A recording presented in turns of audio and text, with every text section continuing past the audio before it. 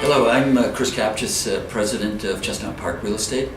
I'm going to make a couple of comments on the market as a result of the data that we have for November, but then I'd also like to talk a little bit about the new stress testing as far as consumers are going to experience come January the 1st, 2018.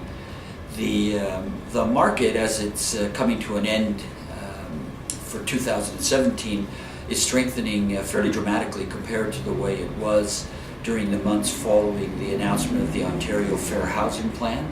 After that announcement, we saw the market retract fairly vigorously, and with some justification. The market had gotten, in my opinion, out of control, starting at the beginning of the year up to April the 20th when the announcement was made. After that, it retracted in some cases by more than 50%. And then that retraction became smaller as we started heading towards the end of the year. So when we find ourselves at the end of November, the retraction on a year-over-year basis is only 13%.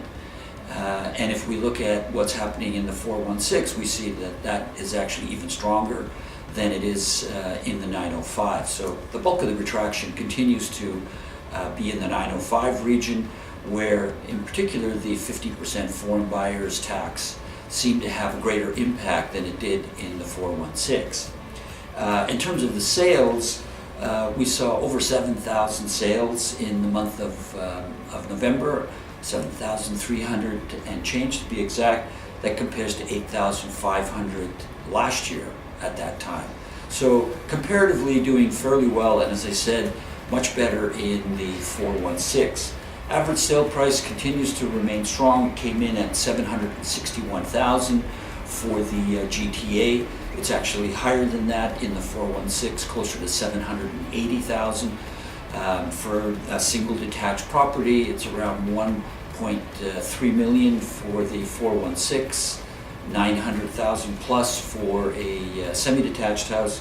And condominium apartments, which are sort of the driving force in the market right now, came in at $555,000, and in the central core, where the bulk of the condominium apartments are located, they're over $600,000 as an average sale price. So as I said, the market quite strong as it's finishing the year, particularly in comparison to what was happening in the months following the announcement of the Ontario Fair Housing Plan, and in particular the 50% foreign buyers tax.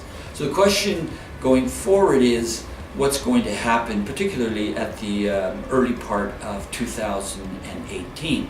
There's some speculation that the market is actually finishing strong because of the concerns that consumers have with the new stress testing that's going to be taking place effective January the 1st, 2018. The industry regulator has indicated that effective that date, banks are going to have to apply a qualifying level that is higher than the one that is currently being used by banks to qualify borrowers.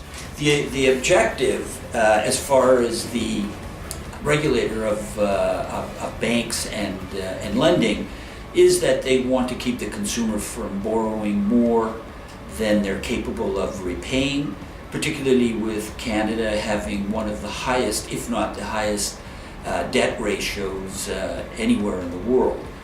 Currently the debt ratio in Canada is 170%, so that for every $100,000 of gross family income that a Canadian family has, they have debt of $170,000.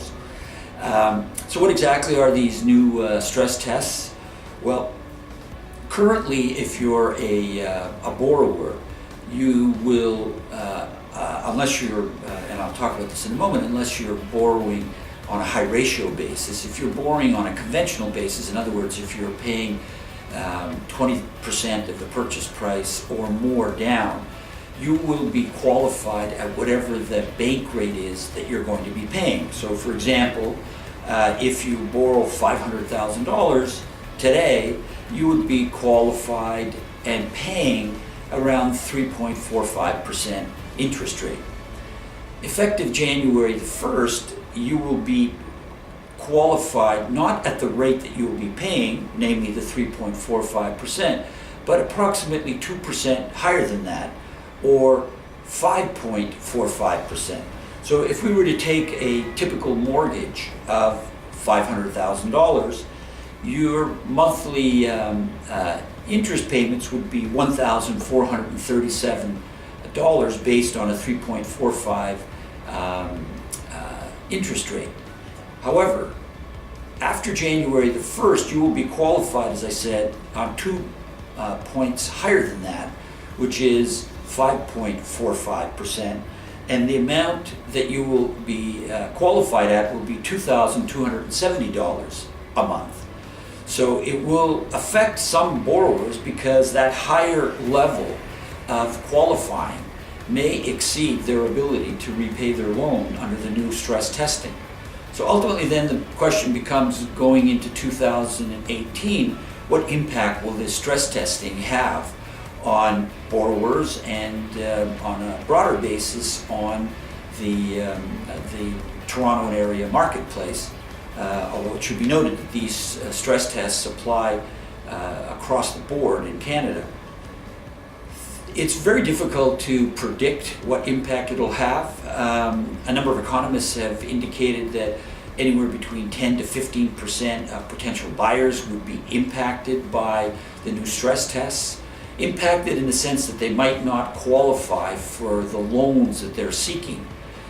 That doesn't necessarily mean that they won't participate in the market. It may mean that they'll have to look to properties that are less than what they originally intended on purchasing.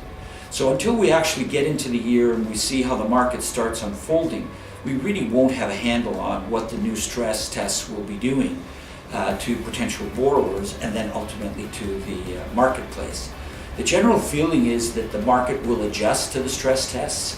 It'll adjust in the fashion that I mentioned a moment ago, in that the market will sort of find its equilibrium. People may not be able to buy houses as expensive as they wanted, but they will be buying houses in any event.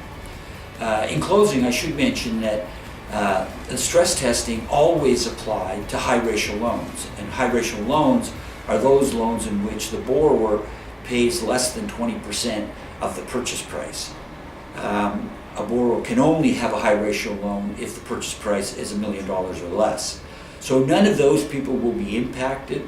So effectively, a lot of first-time buyers will be in exactly the same position that they were in after January the 1st, 2018, as they were before that, as far as stress testing is concerned. So in future reports, we'll look at the impact of the stress tests and we'll report back. But at this point in time, it is my view that the market will adjust to these new stress tests, as it has adjusted to rises in interest rates, to reduction in the amortization periods, and numerous other sort of restrictions that government has imposed on the economy and on borrowers. Thank you.